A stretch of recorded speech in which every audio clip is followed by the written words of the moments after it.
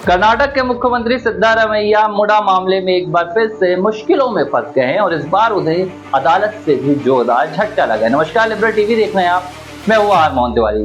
कर्नाटक के मुख्यमंत्री सिद्धारमैया के खिलाफ मुडा मामले में जो जांच के और मामला दर्ज करने के आदेश दिए गए थे, कर्नाटक की अदालत ने उस मामले को जांच करने के आदेश को बरकरार रखा है और उन्होंने मुख्यमंत्री सिद्धारमैया की उस याचिका को खारिज कर दिया है जिसमें मांग की गई थी कि राज्यपाल के द्वारा जो मामला दर्ज करने की अनुमति दी गई है उसे रद्द किया जाए। और इस पूरे हाईकोर्ट के आदेश ने अब कर्नाटक के मुख्यमंत्री को बैकफुट पर डाल दिया है और मुडा के जो 5,000 करोड़ रुपए के कथित घोटाले की बात हो रही है, इस मामले के जांच के आदेश बरकरार रख दिए हैं। यानी कि कर्नाटक के मौजूदा मुख्यमंत्री सिद्धारमैया के खिलाफ भ्रष्टाचार के मामले में जांच होगी। इस जांच के आदेश राज्यपाल थावरचंद गहलोत के द्वारा दिए गए थे, जिसके बाद उन्होंने नोटिस भेजा था मुख्यमंत्री से, उन्होंने जवाब मांगा था।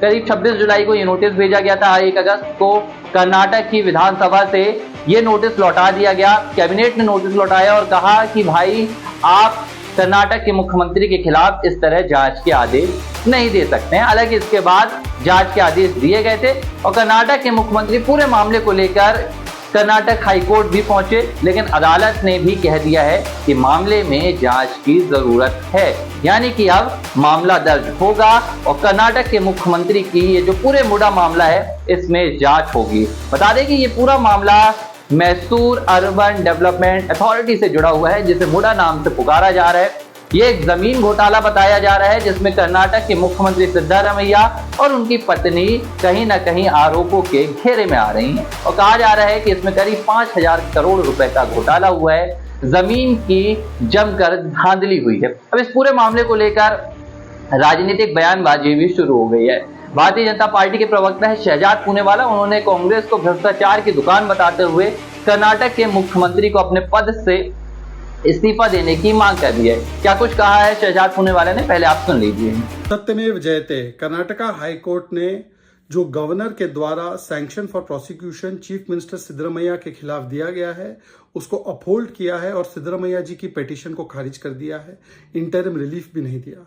इसका मतलब साफ है कि 5,000 करोड़ का जो मुडा घोटाला हुआ, मुडा स्कैम हुआ, उसमें चीफ मिनिस्टर को अब कोई नैतिक या कानूनी अधिकार नहीं बनता कि वो चीफ मिनिस्टर बने रहे। उन्होंने 5,000 करोड़ की जमीनें जो है लूटी। ये SC ST OBC समाज की जमीनें थी। अपने बंधुओं को, अपने दोस्तों को, अपने परिवारजनों को ये जमीनें दी गई, अपनी पत्नी को ये जमीन दी गई। और जब इस पर कार्रवाई की गई तो थावरचंद गहलोत जी जो गवर्नर है, जो SC समाज से आते हैं, उनको कांग्रेसियों ने धमकी दी, अपमानित किया, गालियां दी, उनको मारने की भी धमकी दी गई। आज कांग्रेस पार्टी बन चुकी है भ्रष्टाचार की दुकान और नफरत के भाईजान। राहुल गांधी बताए ये पूरे देश में मोहब्बत की दुकान की बात करते हैं। ये SC समाज से आने वाले गवर्नर को जो नफरत की भाषा बोली गई और जो भ्रष्टाचार की दुकान चल रही है कर्नाटका में, Valmiki scam, MUDA scam, transfer posting scam, इन स्कैम्स के चलते कर्नाटका की तिजोरियां खाली हो गई है और इसलिए कर्नाटका की जनता के ऊपर कभी पानी, बिजली, डीजल, पेट्रोल सबके दाम बढ़ाकर बोझ बढ़ाया जा रहा है। आज ये भ्रष्टाचार की दुकान का पर्दाफाश हुआ है। सिद्धरमैया जी को तुरंत इस्तीफा देना चाहिए, इसके अलावा कोई ऑप्शन नहीं बचता। तो आपने सुना, शहजाद पूनेवाला ने एक बार फिर से इस पूरे मामले को लेकर राहुल गांधी तक पहुंच गए हैं। उन्होंने राहुल गांधी से इस पे जवाब मांगा है, कहा है कि अब क्या आप कांग्रेस को भ्रष्टाचार की दुकान नहीं बताएंगे। वहीं अब सिद्धारमैया का भी बयान आया है और उन्होंने कहा है कि जो प्रदेश की जनता का आशीर्वाद है वही मेरी सुरक्षा है और ये भारतीय जनता पार्टी की बदले की राजनीति है। यानी कि उन्होंने अपने खिलाफ जो आरोप लगे हैं उन्हें एक सिरे से खारिज कर दिया और उन्होंने कहा है कि ये राजनीतिक साजिश है जिसमें भारतीय जनता पार्टी मुझे फंसाने की कोशिश कर रही, क्योंकि इससे पहले राज्य में भाजपा की सरकार थी और हमने उन्हें हराकर राज्य की सत्ता को काबिज किया, हासिल किया। तो अब भारतीय जनता पार्टी वो षड्यंत्र रच रही है और बदले की राजनीति कर रही है। लेकिन तमाम आरोपों के बीच सिद्धारमैया फंस गए हैं और अब उनके खिलाफ जांच होगी और अगर जांच में कुछ भी होता है तो सिद्धारमैया की राजनीति के लिए ये जोरदार झटका साबित हो सकता है। लगातार इस मामले में जो भी अपडेट आ रही है हम आप तक पहुंचा रहे हैं। लगातार देखते रहिए लिबरल टीवी।